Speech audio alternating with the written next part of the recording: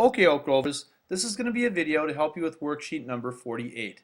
And on worksheet number 48, you're going to be solving word problems using equations. Just like all the videos before that I've made, there are going to be some steps that you have to do when you solve these problems. The first step is to define the variables or draw pictures.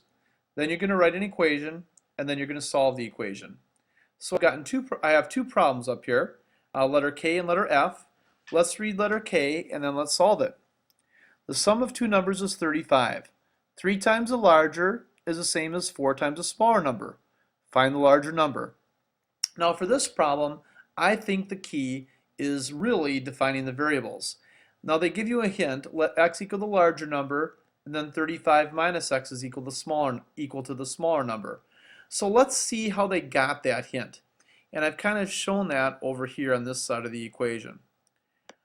So what I did is I let question mark be equal to the smaller number.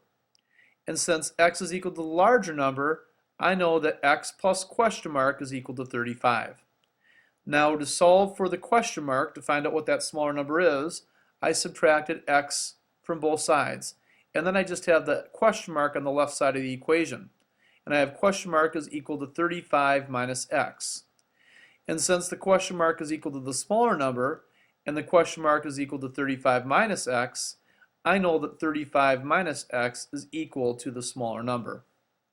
Now, let's see if I can solve the equation. They say 3 times the larger number is the same as 4 times the smaller number. Well, the larger number is just going to be x, so if I do that, I have 3 times x is equal to 4 times the smaller number, which is 4 times 35 minus x. If I distribute the 4 through the parentheses on the right side of the equation, I get 140 minus 4x, because 4 times 35 is 140, and 4 times negative x is minus 4x. Now, from this point, I'm hoping that you should be able to solve this problem. I have two variables, and they're on both sides of the equation. What you need to do is get all the variables to the other side, or the opposite side of the equation, as to where the numbers are. And that should be pretty easy for you to do. Let's look at letter F and see if we can solve this. If an orange has 20 fewer calories than a banana, well, let me read that again. An orange has 20 fewer calories than a banana.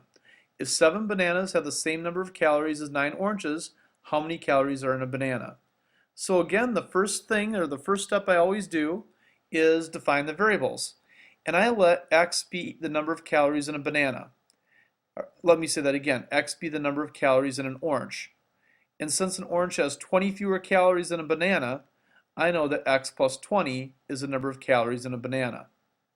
Now if I take the number of calories in a banana and multiply it by 7, so I have 7 times x plus 20, I should get the same number as if I take 9 times the number of calories in an orange, which is going to be 9x, which I've done right here.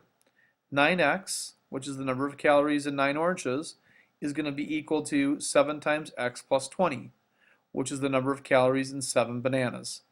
Now if I multiply the right side using the distributive property, I'm going to get 7x plus 140. The left side is going to stay the same at 9x. Now again from here, I'm going to have an equation that I have variables on both sides of the equation. But the cool thing is, I don't have to combine any like terms or anything like that.